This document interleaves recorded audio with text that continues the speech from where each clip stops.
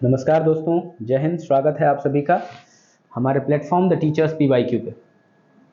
दोस्तों, आज हम उद्देशिका preamble of the Indian constitution को पढ़ने जा रहे हैं। दोस्तों, हम इस चैप्टर को पढ़ने नहीं जा रहे हैं क्योंकि यहाँ पर हमने इससे पहले 1 घंटे की एक वीडियो बनाई थी इस चैप्टर के संबंध में, जहाँ हमने बढ़िया तरीके से इस चैप्टर को पढ़ा था 1 घंटे की अपने क्लास में कि प्रियम्बल क्या होती है, क्या होता है प्रियम्बल, उद्देश्य प्रस्ताव जो लाया गया था नेहरू जी द्वारा संविधान सभा में, उसका मतलब क्या था। हमने सारी चीज़ों को पढ़ लिया है। आज हम इस चैप्टर से रिलेटेड प्रश्न करेंगे, प्रियम्बल से रिलेटेड क्वेश्चंस को करेंगे। दोस्तों चलिए, तो इस क्रम में प्रियम्बल से रिलेटेड क्वेश्चंस को करना शुरू करते हैं, पढ़ते हैं। पहला क्या है कि पूरे भारत की प्रियम्बल को ही दे दिया हमारे सामने कि हम भारत के लोग भारत को एक संपूर्ण प्रभुत्व संपन्न, समाजवादी, पंथ निरपेक्ष तथा लोकतंत्रात्मक गणराज्य बनाने के लिए तथा उसके समस्त नागरिकों में सामाजिक, आर्थिक, राजनीतिक न्याय, विचार, अभिव्यक्ति, विश्वास, धर्म और उपासना की स्वतंत्रता, प्रतिष्ठा और अवसर की समता प्राप्त कराने के लिए तथा उन सब में व्यक्ति की गरिमा, राष्ट्र की एकता और अखंडता सुनिश्चित करने वाली बंधुता बढ़ाने के लिए संकल्पित होकर अपनी इस संविधान सभा में आज ये दिनांक का स्थान खाली है। आज दिनांक इतने को इतद द्वारा इस संविधान को अंगीकृत, अधिनियमित और आत्मर्पित करते हैं। बताना है कि किस दिन का उल्लेख है यहाँ पर, तो 26 नवंबर 1949 को संविधान अंगीकृत किया गया था, अंग बना था। तो इसमें आंसर क्या हो जाएगा, प्रस्तावना में किस डेट का वर्णन है, 26 नवंबर सन 1949। तो ये बी वाला इसका आंसर हो जाएगा। दोस्तों ये बी क्या हो जाएगा, इसका आंसर हो जाएगा। ये यहाँ पर IAS प्री 2021 में पूछा है, IAS प्री 2021 में पूछा है। ये प्रश्न इसीलिए पूछा है कि आप इससे इतना पढ़ें और इतना टाइम दें।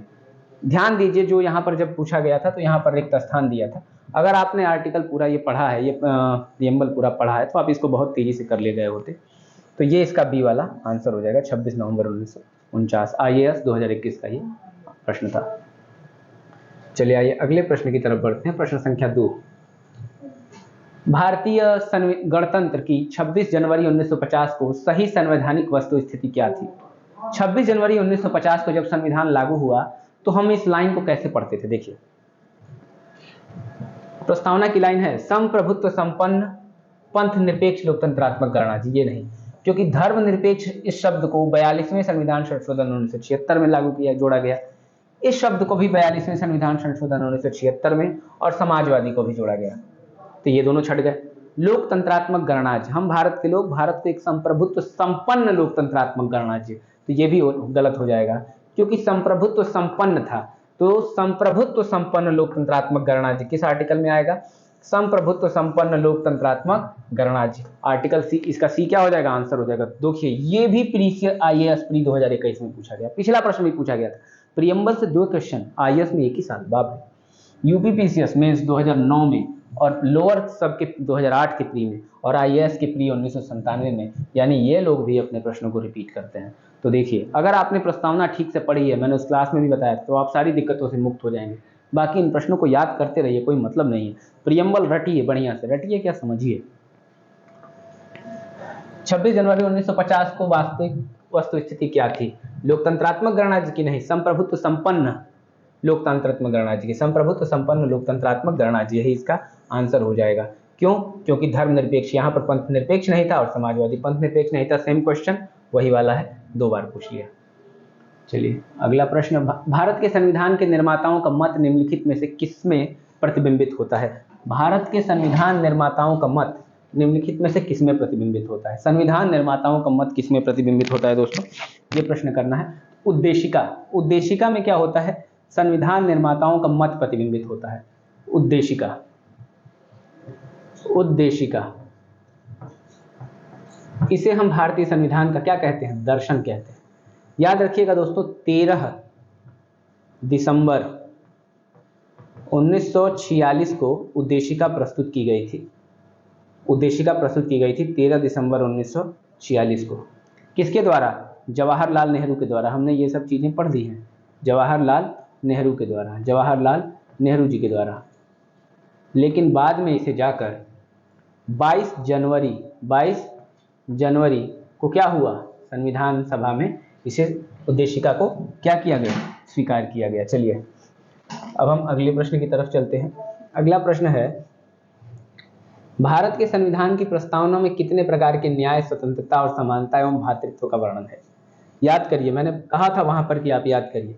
सामाजिक, आर्थिक और राजनीतिक न्याय, 3 प्रकार के न्याय का वर्णन है। विचार, अभिव्यक्ति, विश्वास, धर्म और उपासना की स्वतंत्रता। विचार, अभिव्यक्ति, विश्वास, धर्म और उपासना की स्वतंत्रता, 5 प्रकार की स्वतंत्रता। प्रतिष्ठा और अवसर की समता, 2, प्रतिष्ठा और अवसर की समता। और भ्रातृत्व तो लिखा ही हुआ है, बंधुत्व, 3, 5, 2 और 1। 3, 5, 2, 1 ऑप्शन ए क्या हो जाएगा? आंसर हो जाएगा। क्लियर है? चलिए अगले प्रश्न की तरफ बढ़िए। प्रश्न संख्या 6, भारतीय संविधान की प्रस्तावना के सिलसिले में निम्नलिखित में से कौन सा क्रम सही है? बताइए, प्रस्तावना का क्रम बताना है। गणतंत्र, जनवादी, धर्मनिरपेक्ष, समाजवादी, सार्वभौम सत्ता संपन्न। तो सबसे पहले तो सार्वभौम सत्ता संपन्न हो जाना चाहिए, क्योंकि हम भारत के लोग भारत को एक संप्रभुत्व संपन्न, समाजवादी, पंथ निरपेक्ष, लोकतंत्रात्मक गणना चाहिए। रिवर्स कंडीशन में अगर ये होता तो ये वाला सही हो जाता। सार्वभौम सत्ता संपन्न, हम भारत के लोग भारत को एक संप्रभुत्व संपन्न, समाजवादी, उसके बाद पंथ निरपेक्ष आता है, तो ये भी गलत हो गया। हम भारत के लोग संप्रभुत्व संपन्न, समाजवादी, पंथ निरपेक्ष, लोकतंत्रात्मक, ये सही हो सकता है। हम भारत के लोग भारत को एक संप्रभुत्व संपन्न, समाजवादी, पंथ निरपेक्ष, यहाँ पर धर्मनिरपेक्ष जब पंथ निरपेक्ष है, लोकतंत्रात्मक गणराज्य, जनवादी यानी कि लोकतांत्रिक। और अगला क्या था? गणतंत्र, सार्वभौम सत्ता संपन्न, तो ये भी गलत हो जाएगा। इसमें पूछा है कौन सा सिलसिला सही है, यहाँ पर स्टार बनाया हुआ है किसी कारण से आई थिंक, लेकिन यहाँ पर ये आंसर, इसका सी आंसर सही होना चाहिए, क्योंकि यहाँ पर सी में कोई गलती नहीं दिख रही, सी में कोई गलती नहीं दिख रही है, किसी कारण से इसे गलत दिया हुआ है।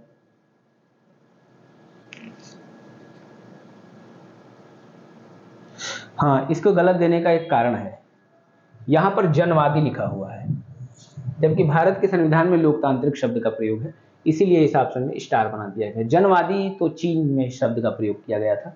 चलिए, इसी रेफरेंस में ये शब्द गलत है भारत के संविधान में।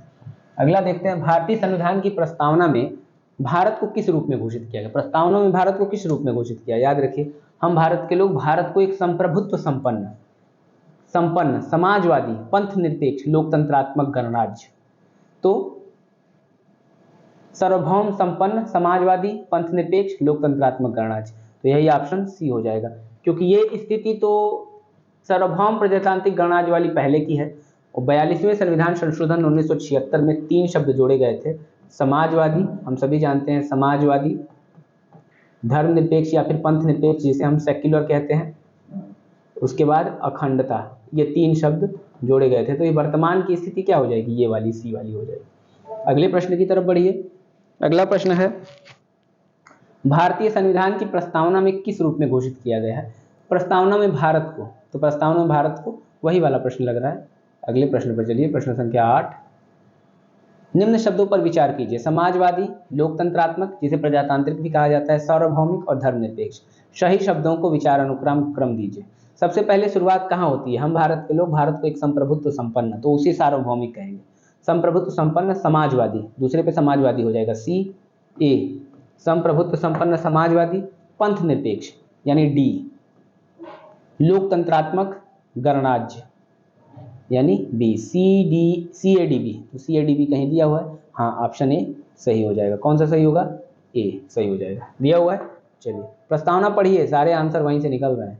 भारतीय संविधान की प्रस्तावना में समाजवादी शब्द किस संशोधन से? अभी बताया कि 42वां संविधान संशोधन 1976 जिसे मिनी कॉन्स्टिट्यूशन भी कहते हैं, 3 शब्द समाजवादी, पंथ निरपेक्षता और अखंडता शब्द लिए गए थे, तो 42वां ए क्या हो जाएगा? इसका आंसर हो जाएगा। चलिए अगले प्रश्न की तरफ बढ़ते हैं।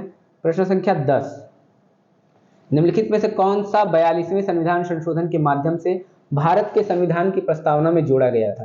तो व्यक्ति की गरिमा भी नहीं, निजता भी नहीं, संप्रभुता भी नहीं, समाजवाद और पंथ निरपेक्ष, ये सी ऑप्शन दिया हुआ है, डी की जगह पर सी लिख दिया है, तो सही यही होगा। चलिए अगले प्रश्न की तरफ बढ़ते हैं।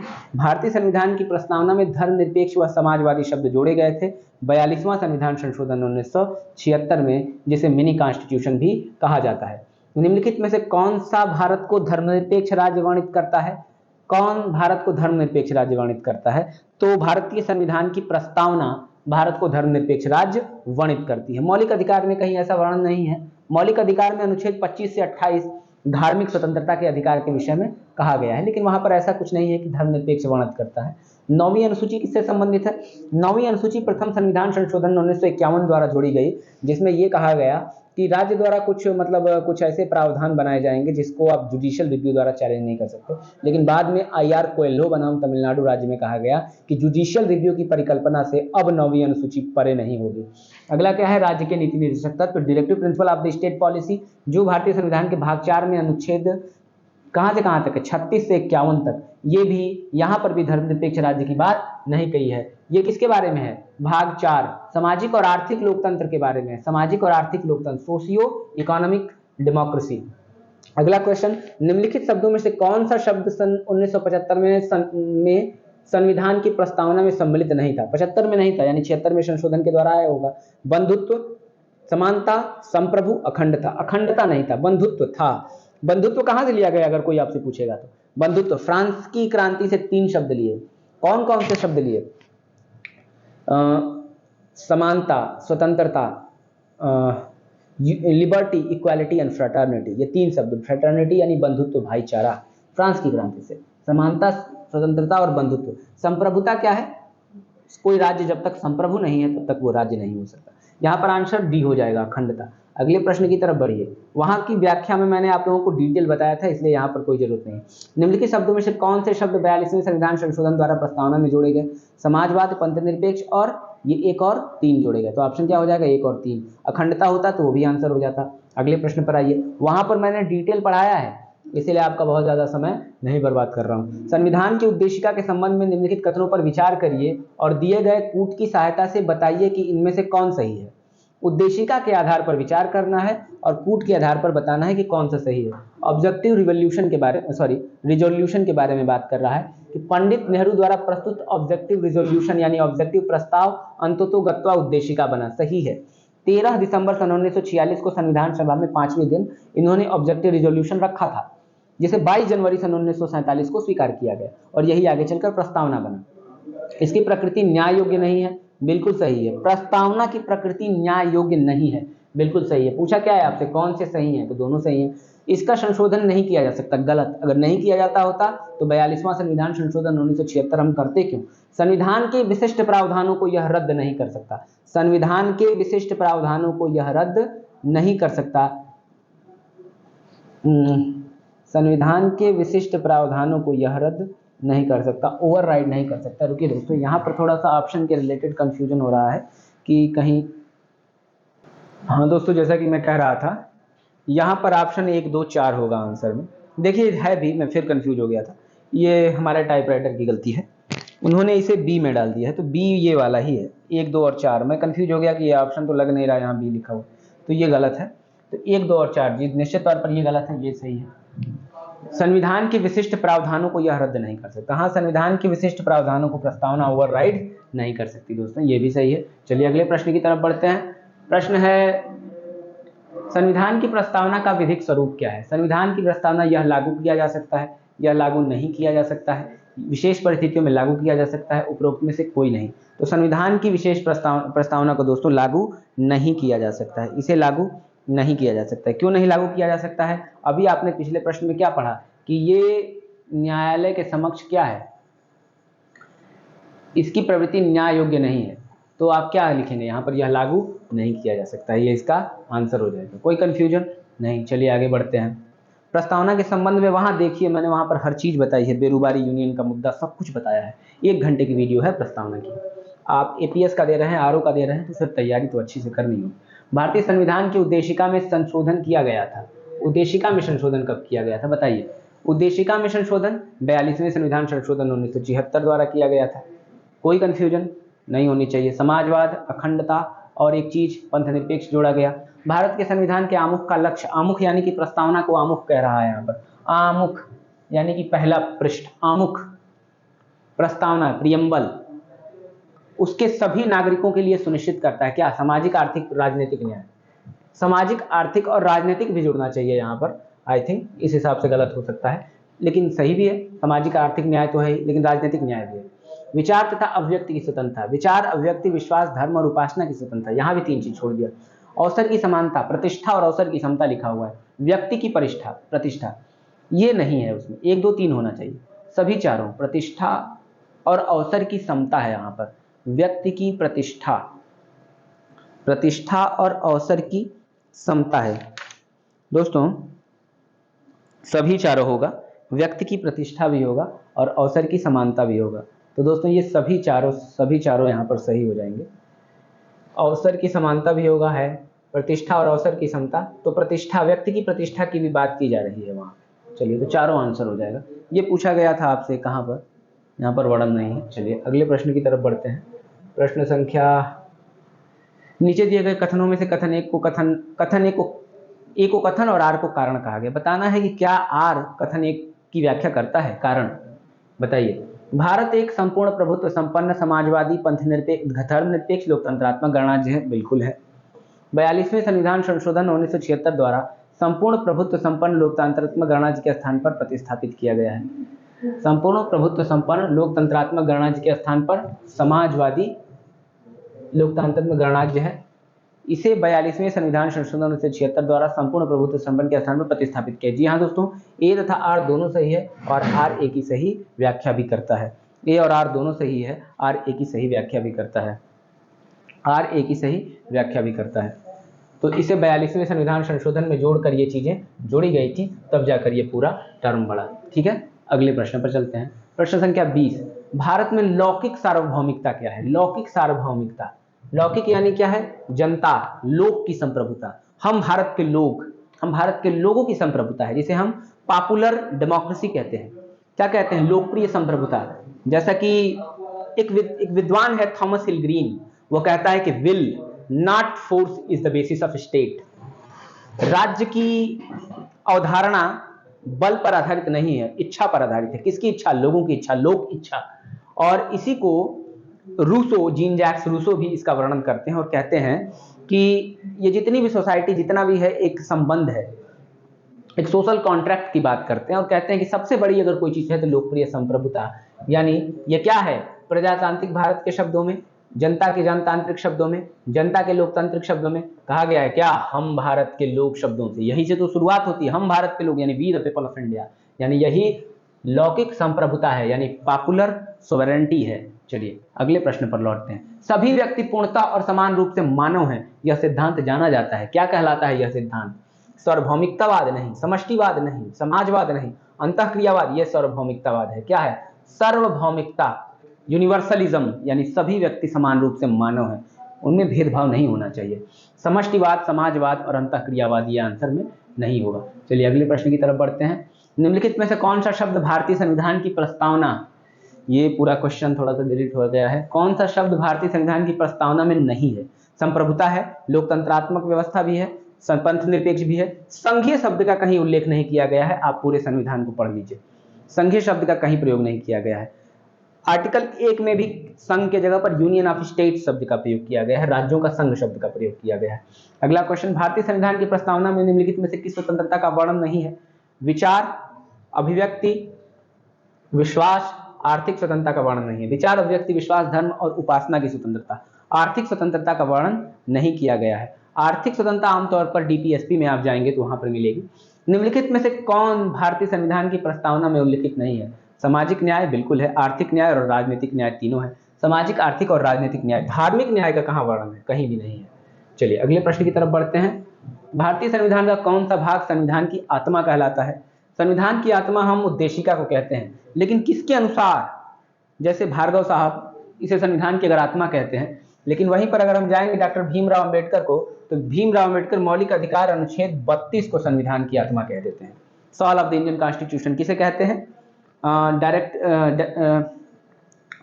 संवैधानिक उपचारों का अधिकार, कॉन्स्टिट्यूशनल रेमेडीज को वो कह देते हैं। लेकिन यहाँ पर आंसर क्या हो जाएगा, एक सामान्य परिकल्पना उद्देशिका को माना जाता है। चलिए अगले प्रश्न की तरफ बढ़ते हैं।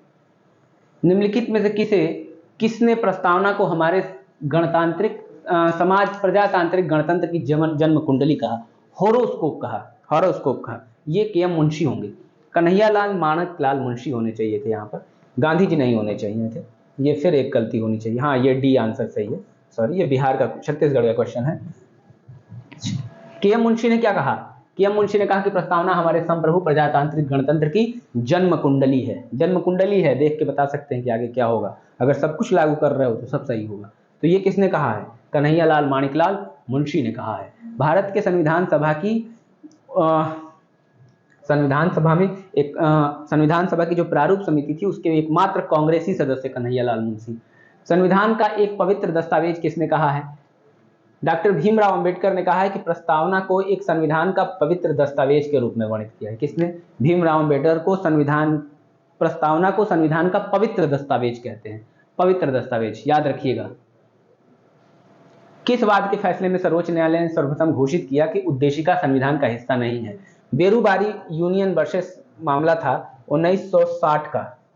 इसमें इन्होंने घोषित किया कि प्रस्तावना संविधान का हिस्सा नहीं है। लेकिन 1973 में केशवानंद भारती मामले में, केशवानंद वहां पर पढ़ाया है, केशवानंद भारती मामले में कहा कि नहीं, प्रस्तावना संविधान का हिस्सा है। ठीक है, तो ये बेरूबारी में कहा था कि नहीं है। चलिए आगे बढ़ते हैं। गोलकनाथ बनाम पंजाब राज्य मामला 1967 का है, केशवानंद भारती 1973, यही इसका आंसर। लेकिन ये इसके लिए होगा, इसका आंसर बेरूबारी होगा। दोस्तों ये सारी चीजें क्लियर कर देता हूं और इसका आंसर हम मार देते हैं बेरूबारी।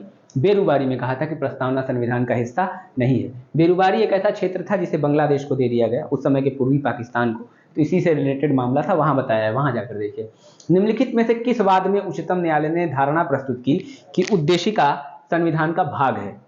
उद्देशिका केशवानंद भारती का मामला भी था। इसके अलावा एसआर बोम्मई का मामला भी था।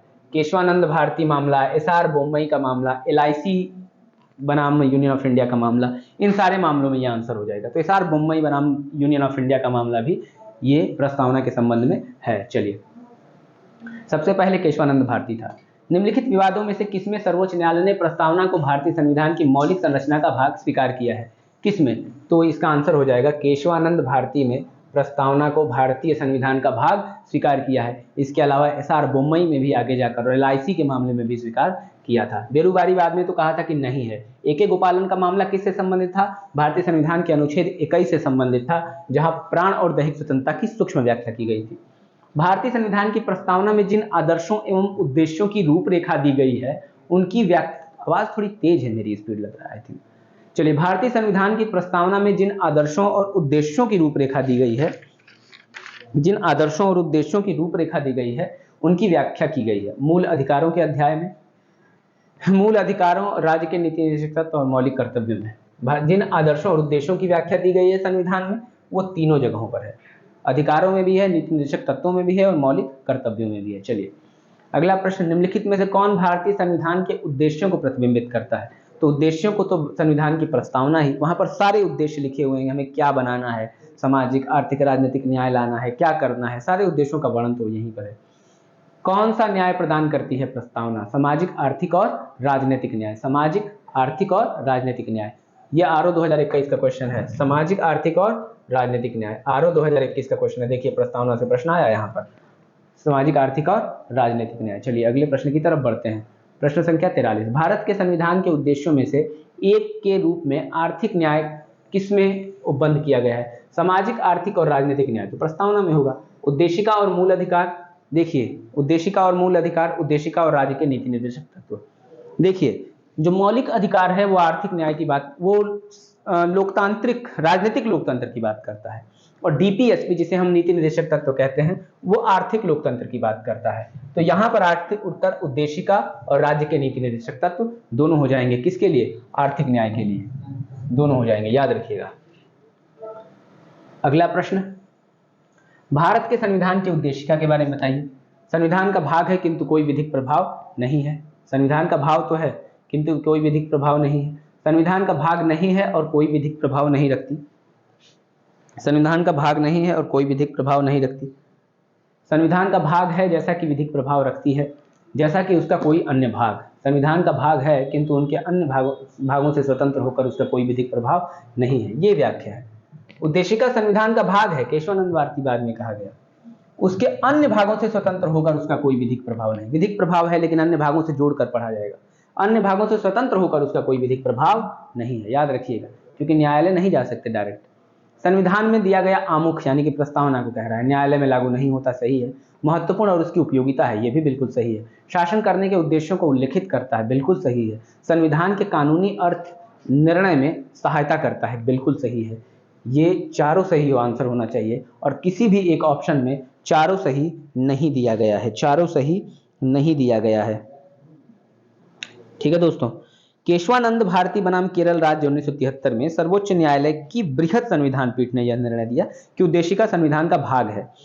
ऐसा सर्वोच्च न्यायालय ने बेरूबारी यूनियन 1960 के प्रकरण में दिए गए अपने निर्णय अर्थात उद्देशिका के पहले के निर्णय को पलटते हुए कहा था। इस प्रकार यद्यपि उद्देशिका जो है संविधान का भाग है तथा संविधान के अन्य भागों के निर्वचन में इसकी सहायता ली जा सकती है, किंतु संविधान के अन्य भागों से स्वतंत्र होकर उद्देशिका का कोई विधिक प्रभाव नहीं है।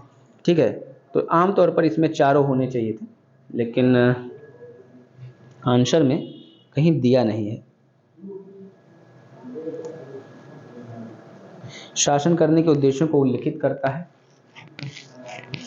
चलिए, इस प्रश्न में थोड़ा स्टार भी बनाया हुआ और क्लियर नहीं किया गया, हम इसे थोड़ा सा बात के लिए रखते हैं डिस्कशन के लिए। निम्नलिखित में से कौन सा सही है? सामाजिक समानता संविधान में प्रत्याभूत नहीं है। सामाजिक समानता संविधान में प्रत्याभूत नहीं है। 1 सेकेंड, ये प्रश्न देखते हैं, निम्न में से कौन सही है? सामाजिक समानता संविधान में प्रत्याभूत नहीं है। नहीं, ये गलत है। सामाजिक समानता संविधान में है, आप पढ़िए डीपीएसपी, वहां पर देश में सामाजिक समानता पहले से ही विद्यमान थी। नहीं, ये तो बाद में जोड़ा गया ना। सामाजिक समानता संविधान में प्रत्याभूत है, यही आंसर सही हो जाएगा। सामाजिक समानता संविधान में प्रत्याभूत है, ये ऑप्शन क्या हो जाएगा? इसका आंसर हो जाएगा, यानी समाज। दोस्तों, यहाँ पर खत्म कर लिए हमने उद्देशिका से जुड़े सारे प्रश्नों को, और बहुत ज़्यादा बड़ा वीडियो भी नहीं हुआ ये। और अगर देखें एक तरीके से तो ये वीडियो कुल लगभग 28 मिनट का है। तो दोस्तों, ये वीडियो भी समाप्त हो गया। अब हम आगे किसी और वीडियो पर डिस्कस करेंगे, किसी और क्लास को समझेंगे। आज के लिए बस इतना ही दोस्तों। अगर आपको ये वीडियो अच्छी लगी हो तो वीडियो पर लाइक, कमेंट और सब्सक्राइब जरूर करिए। मिलते हैं आपसे एक नई वीडियो में। दोस्तों नमस्कार, जय हिंद।